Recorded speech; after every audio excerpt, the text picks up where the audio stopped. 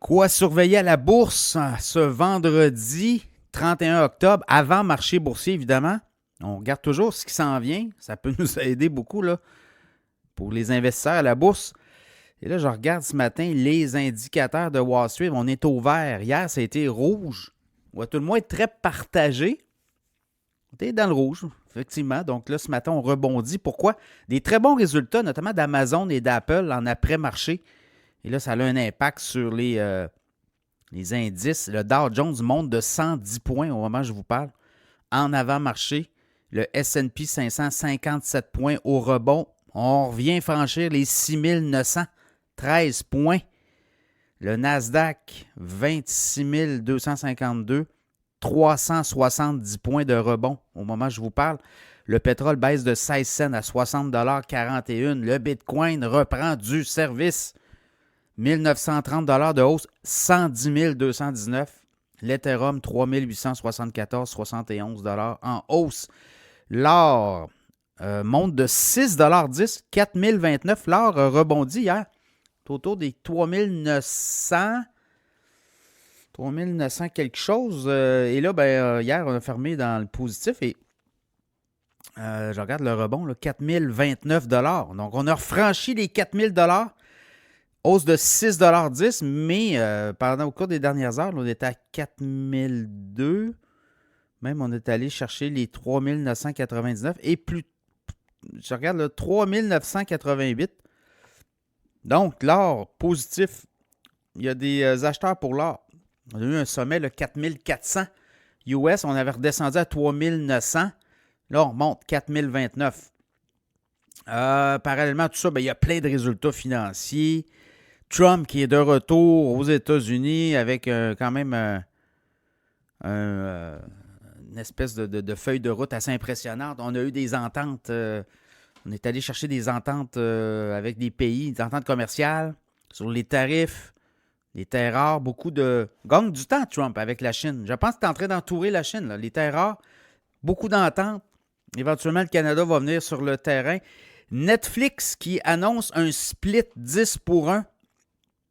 Ça va se faire au cours des prochaines semaines. L'action de Netflix monte de 14,51 $ à 1103. On en parlait cette semaine dans l'infolette financière de Netflix. À surveiller, évidemment, vous pouvez acheter au Canada ce certificat, là, le CBOE. C'est une partie, c'est un pourcentage, mais il est en canadien, donc vous n'êtes pas prêt avec les effets de taux de change et tout. Et quand ça suit le split, habituellement, ça va suivre, là. Souvent, ça prend une couple de jours, là, mais je me souviens, l'an dernier, au mois de juin 2024, NVIDIA avait fait un split de 10 pour 1 aussi et ça avait été ajusté là, dans les journées suivantes. Des fois, ça prend peut-être une semaine. Donc voilà. Et évidemment, quand il y a un split, souvent, le titre va revenir. Là, il est à quoi? Là? Il est à 1105. Ça veut dire l'action va revenir à 110 $. Donc, il va y avoir beaucoup plus de volume, c'est prouvé. Là. Puis Netflix sera à surveiller, assurément. Donc, il y a ça. Après ça, là, je regarde un peu AGCO Agco. L'action monte de 3,88 $, 110 $ au moment où je vous parle des meilleurs résultats que prévus. Les autres sont de la machinerie agricole. Donc, on a battu les attentes des analystes. Chevron, le titre de Chevron monte. De 2,2 $ à 155,54 $, des meilleurs résultats qu'attendus. Exxon, c'est un petit peu plus difficile. Exxon Mobil baisse de 1,14 $ en avant-marché. 113,55 $ l'action. On attendait mieux, là. On a fait 1,76 $ de profit par action. On attendait 1,92 $, 7,55 milliards. On attendait 8,6 milliards de revenus sur le trimestre. Donc voilà. Roblox, Goldman Sachs qui relève sa position sur Roblox. 180 $ la cible, on est à 155. Le titre de Roblox est à 116,97, monte de 3,97 $ en avant-marché. 3,5 % de hausse. Des compagnies qui ont 100 milliards de revenus par trimestre, là, c'est quand même quelque chose. Pensez-y, là. CVS Health l'a fait au cours de récemment. 103 milliards. Alphabet Google l'a fait. Dans le cas d'Apple, ça fait un bout qu'ils l'ont. Et Amazon s'en va vers les 200 milliards. D'ailleurs, Amazon, très bon résultat financier. Et là, je regarde au niveau du titre. Ben, Amazon s'envole là, à la bourse ce matin. On est à 252,26 en hausse de 29,40 13% de hausse. Très bon résultat. On regarde dans toutes les divisions. Là, on a réussi à battre pas mal tous les analystes. Dans le cas d'Amazon, je regarde 1,95 $ de profit par action. On attendait 1,57 $. On a fait 180,17 milliards de revenus. On attendait 177,75. Et sur le trimestre actuel, là, Amazon a dit qu'il allait faire 200 milliards de revenus. Donc là aussi, hein, on dit entre 206 et 213, donc une moyenne à peu près de 209. 209 milliards, pensez-y, 209 milliards. C'est plus que le budget du Québec en 3 mois. Donc, c'est des machines incroyables à cash.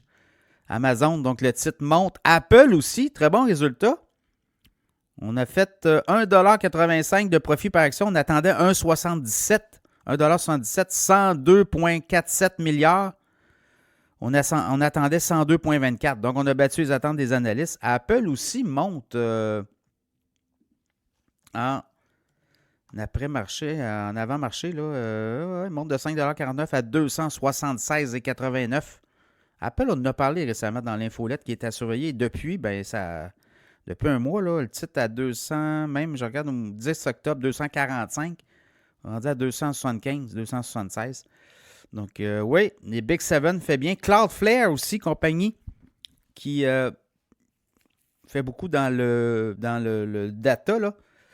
Cloud Company. Titre monte de 8% d'avant-marché. On a fait mieux que prévu, oui. On a fait 27 cents de profit par action. On a fait 27 cents de profit. On attendait 23.